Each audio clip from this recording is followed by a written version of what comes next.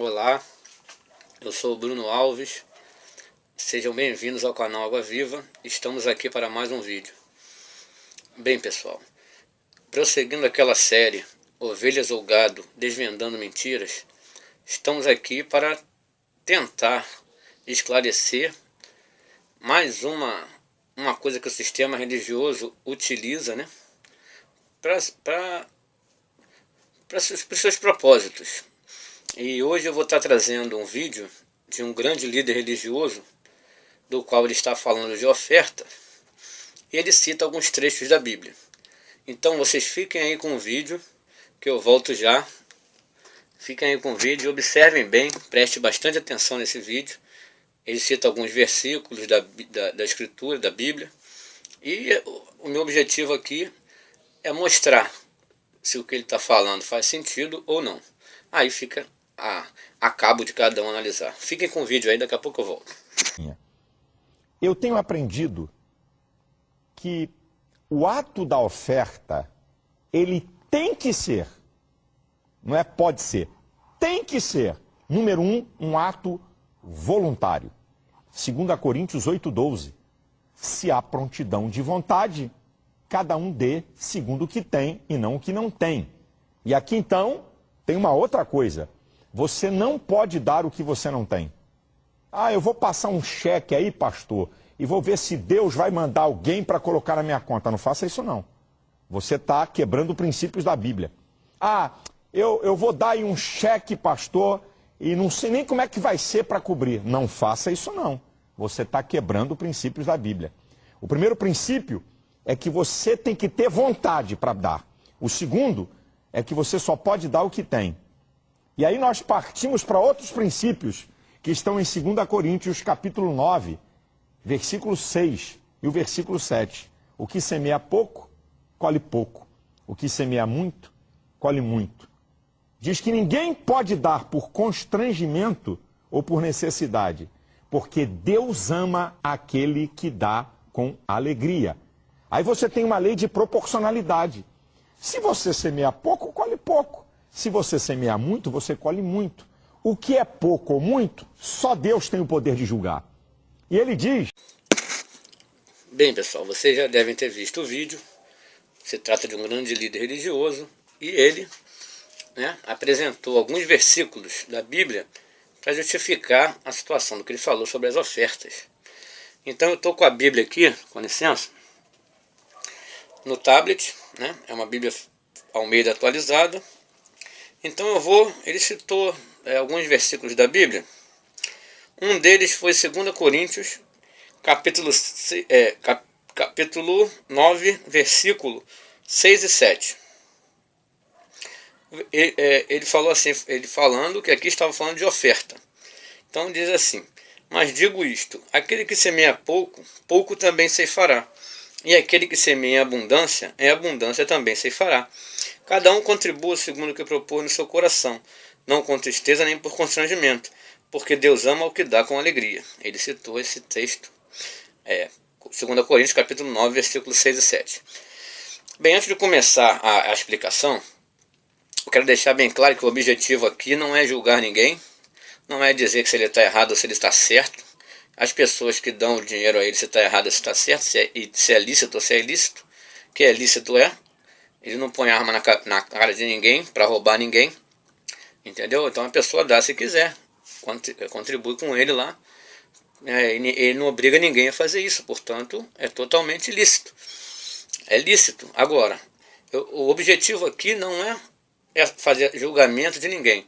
O objetivo é saber que se esse trecho que ele se utilizou para dizer que está falando de oferta, se realmente faz sentido, se realmente está falando de oferta. Então vamos lá, vamos repetir. Ele leu assim: aquele que semeia pouco, pouco também ceifará, né? Versículo 6.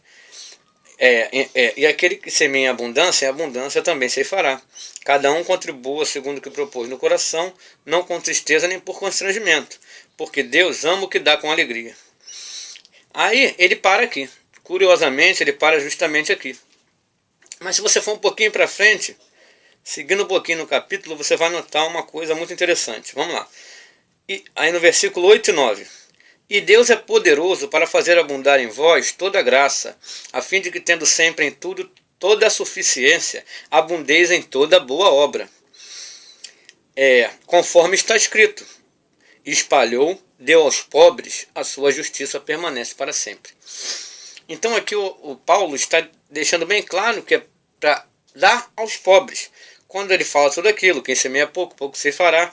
Então ele curiosamente parou no 7, mas se ele tivesse lido o 8 e o 9, a pessoa já saberia que não tem nada a ver esse texto em dar oferta na mão dele, em dar dinheiro na mão de pastor, na mão de padre, na mão de quem quer que seja.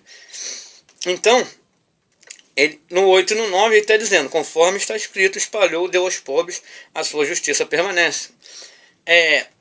A Bíblia, por ter sido dividida em capítulos e versículos, deu uma complicada. Ele cita também no 8, capítulo 8, pois diz, cada um contribua segundo o que tem, não segundo aquilo que não tem. Ele cita isso também para falar que é oferta. Mas se você ler o capítulo todo, você vai ver que o que acontece é o seguinte, a verdadeira história. Eu não vou ler tudo, mas depois vocês pegam 2 Coríntios, capítulo 8 e 9, e lê tudo. Que você vai entender que Paulo está fazendo, primeiro ele faz um elogio, ele está escrevendo uma carta ao povo de Corinto. E ele faz um elogio aos macedônios. Eu vou até ler o início, só que fala assim, também, irmãos, vos fazemos conhecer a graça de Deus que foi dada ao povo da Macedônia, como em muita prova de tribulação, a abundância do seu gozo e sua profunda pobreza abundaram em riquezas de sua generosidade. Ele estava escrevendo aos coríntios e elogiando os macedônios, porque os macedônios, mesmo sendo pobres, eles ajudavam, eram generosos com os outros pobres. Entendeu? E é preciso perceber que naquela época, então ele estava enviando para lá, para Corinto, alguns macedônios. Tanto que ele fala no capítulo 9, ó. Ele fala assim, ó. Aqui, ó. Mas enviei estes irmãos, a fim que neste particular, ó, capítulo 9, versículo 3, não se torne vão o nosso louvor a respeito, o que eles falam a respeito dos coríntios, né? Para que, como eu dizia, estejais preparados, a fim de, se acaso alguns macedônios forem comigo e vos acharem desapercebidos, não sermos vós envergonhados, para não dizermos vós nesta confiança, porque julguei necessário exortar esses irmãos que fosse adiante, antes dele, ter convosco, e preparassem de antemão a vossa beneficência, já há tempos prometida, para que a mesa esteja pronta como beneficência e não como por extorsão. Porque é preciso entender que naquela época Paulo era muito conhecido e muito perseguido. Muita gente queria matar. Então ele estava escrevendo que ele ia lá em Corinto para visitar aquele povo de lá. E o que ocorre? Como ele era muito perseguido, ele enviou antes dele alguns macedônios. Então ele falou aqui, ele falou, vou enviar os macedônios, mas eu sempre falei bem de vocês, que vocês não, né, da prontidão de vocês de ajudar, né? Então, para quando os caras chegassem lá, não para dar dinheiro para os caras, mas para o cara ter um local para dormir, um local para comer, né? Um local para tomar banho, que recebessem bem, o povo de Corinto recebesse aqueles macedônios que iam antes dele, para preparar o caminho, porque ele, como era conhecido, e os macedônios não, os macedônios poderiam ir, e aí avisar para ele depois, entendeu? Que pode vir, que está tranquilo, que você pode passar, que não tem nada, porque ele era muito perseguido, tinha medo da morte. E como aqueles homens andavam pelo deserto e eram muito sofrimento para chegar de um lugar ao outro, então quando ele chegasse lá, ele estava exortando o povo de Corinto a recebê-los bem, né? A dar comida, dar abrigo, dar essas coisas. Então, tanto que lá, tudo que ele está dizendo aqui é que o povo era pobre, os macedônios, e ajudava outros pobres, mesmo assim. Então, exortando os coríntios, que quando esses macedônios chegassem lá, que eles o ajudassem também, que ele fala, o que semeia pouco, pouco se fará. O que semeia abundância, abundância fará, como está escrito. Espalhou, deu aos pobres, a sua justiça permanece para sempre. Ele está falando em todo o capítulo 8 e 9 em ajudar os pobres, entendeu? Esses que iriam para lá, esses macedônios que iriam para lá.